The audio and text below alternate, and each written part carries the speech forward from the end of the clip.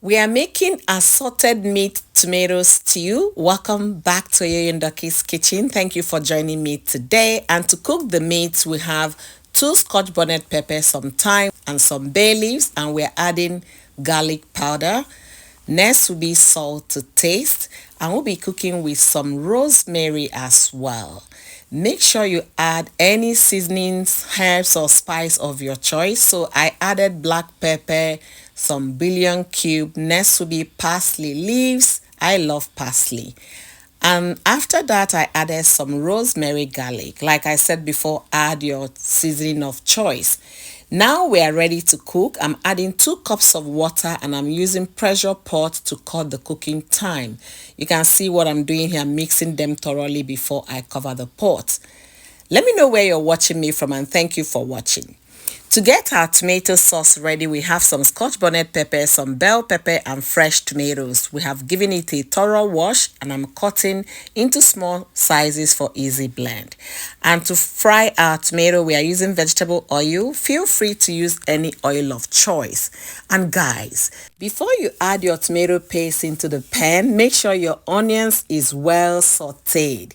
By doing so, it releases the sweetness from your onions into the cooking, okay? We are going to fry the tomato paste until pepper dry.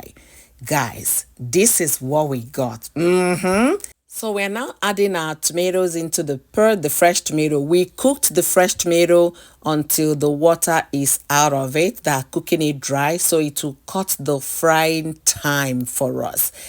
After mixing everything together, this is what we have, and we are now adding more bay leaves into it so that we can infuse more flavor into this stew.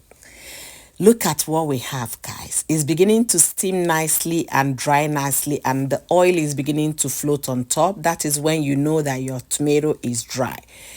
Because the pot we had was small, we had to change pot. Now we are getting everything into a bigger pot. Look at the assorted meat now. It's making sense.